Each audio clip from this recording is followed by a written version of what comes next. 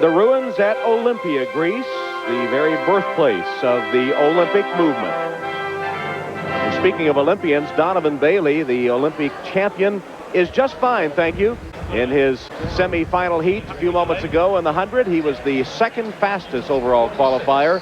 The hamstring injury that had him grimacing in pain yesterday, not in evidence in his semi-final race. Well, coming into the stadium, that's Frank Fredericks, who will be taking part in the men's 100-meter final.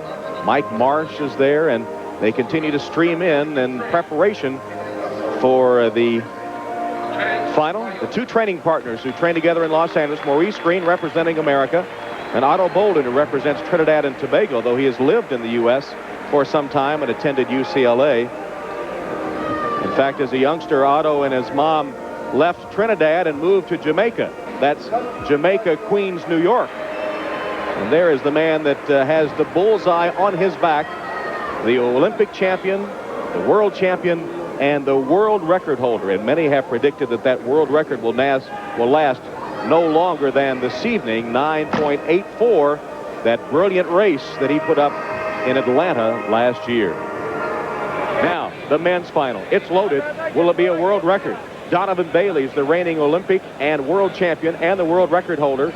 Will Ato Bolden be able to dethrone him, or will it be someone else? We'll have the men's 100-meter final, including American Maurice Green, when we come back to Athens.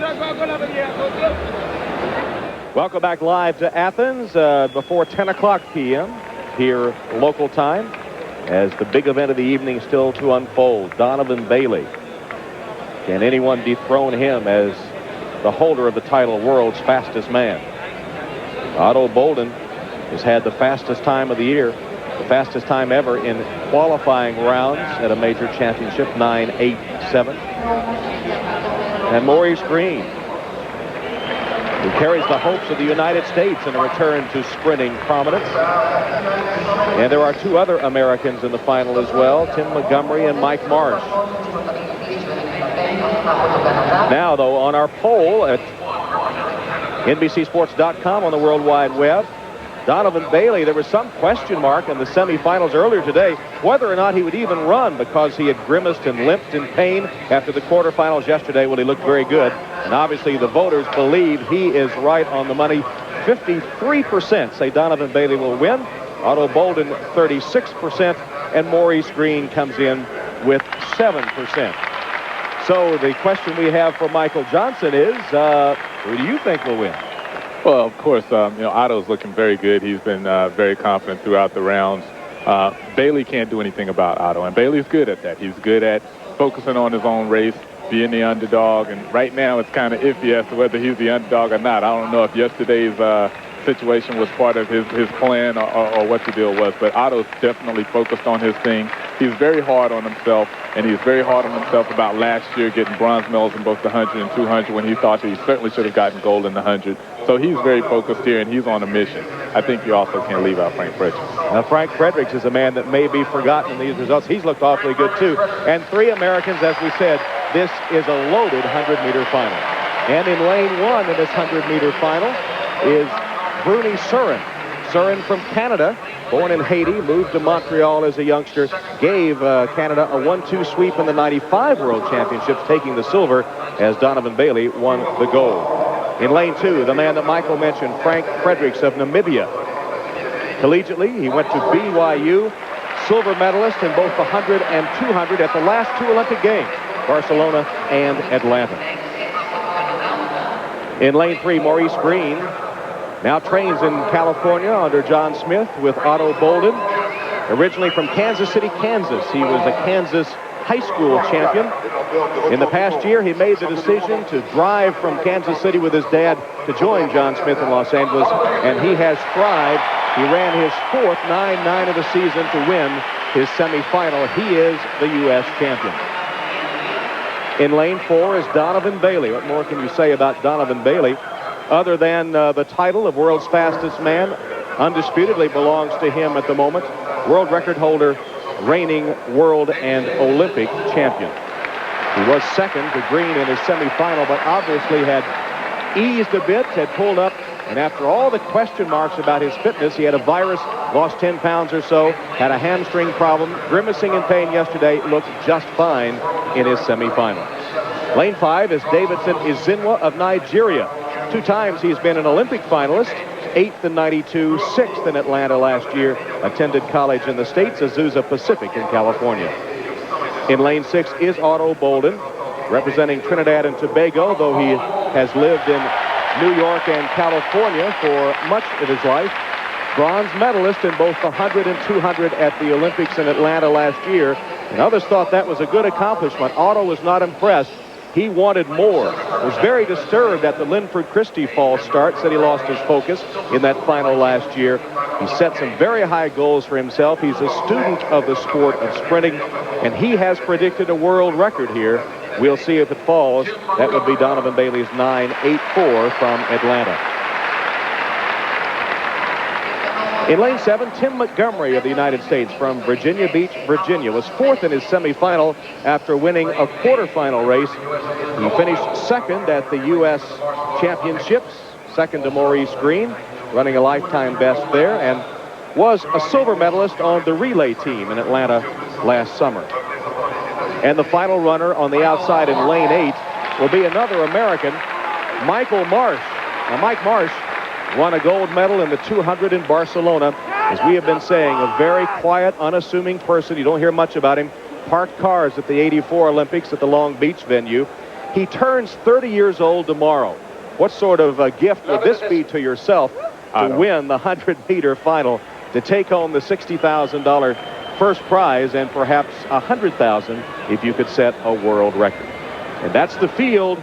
Otto Bolden, is he the man to beat, do you think, Michael, or is it Donovan Bailey? I can't make up my mind. I think this race is Otto Bolden's to lose, and he'll be very hard on himself if he loses this one, because I think in his mind he's already won it. He feels that all he's got to do is go out there and not make any mistakes. He doesn't have to do anything spectacular in his mind. And Maurice Green holds up his hand and stands up, leaving the blocks. What about all the predictions of a world record? Otto Bolden and Maurice Green have both predicted that their world record will fall here. Do you agree? I think there's a very good possibility. This track is very fast, almost as fast as the track in Atlanta last year.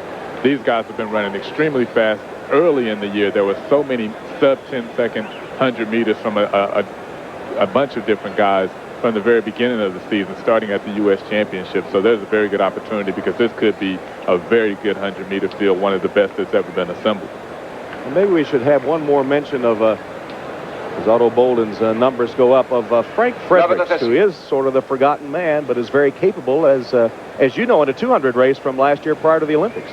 Well, Fredericks has been extremely consistent over the years, since 1990, when we both came out of college, and a silver medalist in 1992, as well as 96 in the 100 meters and 200 meters. Who is the world's fastest man?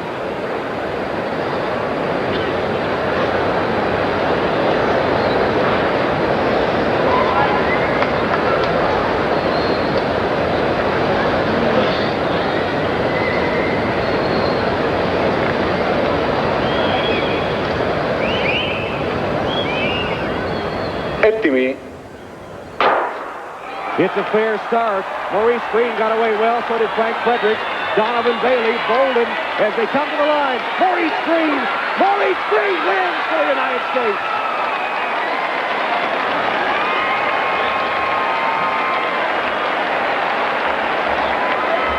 The U.S. is back. 9.86, 2 ticks off the world record.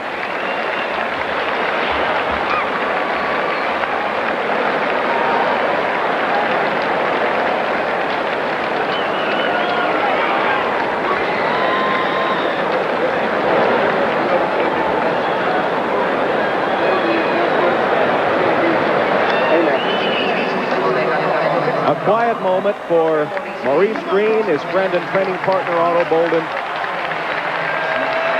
And Maurice Green will celebrate Tim Montgomery in that group too. And a gracious Otto Bolden congratulating his friend. Tim Montgomery claiming 3rd for the U.S. and Donovan Bailey shaking his head. Frustration pointing to his head, perhaps indicating he thinks he did not run a good race mentally. He wasn't grimacing in pain as he had been. He just didn't seem to be able to keep up. So Maurice Greene, the gold, and Tim Montgomery, the bronze. Donovan Bailey not pleased with his silver medal.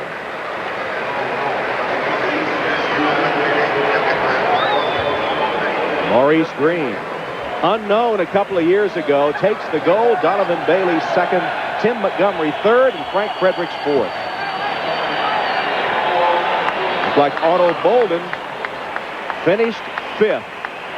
So the man many thought would be the new fastest man in the world, Bolden, can manage only fifth in the final, and instead the sprint title returns to the States after the heroics of Maurice Greene.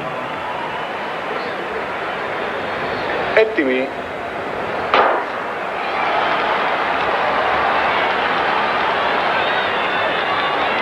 Greene pretty much leading the entire way. Bailey can't gain on him. Could never get by him as Maurice Greene really turned it out. Michael, what's your analysis of the race here? That was a typical start from Bailey, actually one of his better ones, but he normally relies on his power, and he catches people down the home stretch. Maurice Greene and Ato Bolden both have been getting such great starts that he should have known that he wasn't going to be able to rely on that. Maurice Greene got that start that he's been getting, actually got the best one of his whole series here.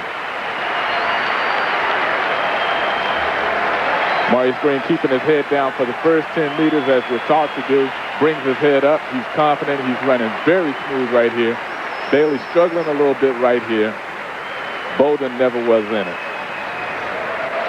Another champion for Coach John Smith, as we noted that Maurice Greene has thrived under his tutelage after moving from Kansas to Los Angeles.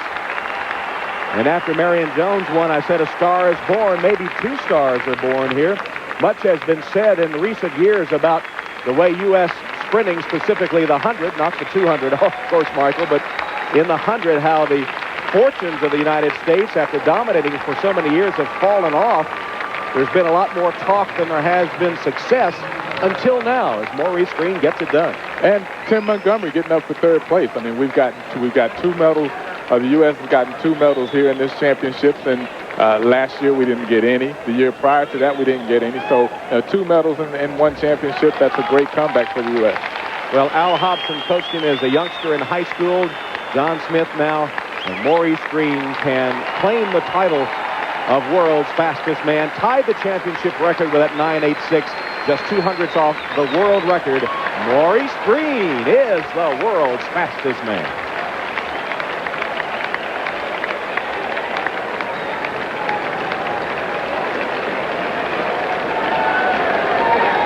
Like that's John Drummond congratulating Maurice. Drummond will be on the track in the 200 later in these championships.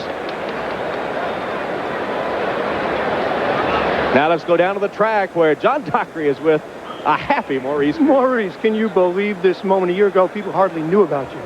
Well, all I can say is that with the Lord's help, anything's possible, and it was all his doing. You know, Otto beat you in the earlier heats, yet today, what was the difference? Well, I can only speak for myself, but I know he was having problems with his legs before we came out here. And the Lord was just with me at this time, and I thank the Lord for everything he has done for me. You got a great start, too, didn't you? Yes, I had a pretty good start, and I just wanted to just do the best that I can and represent the United States of America. You mentioned that, and not since 1991 have the U.S. had a title like this. Wait a minute, can you repeat yourself? Yeah, not since 1991 has the American sprinting had a gold medalist like. Well, I said I was going to put the United States back on top, and this is a start. Congratulations, Tom. Now back to you.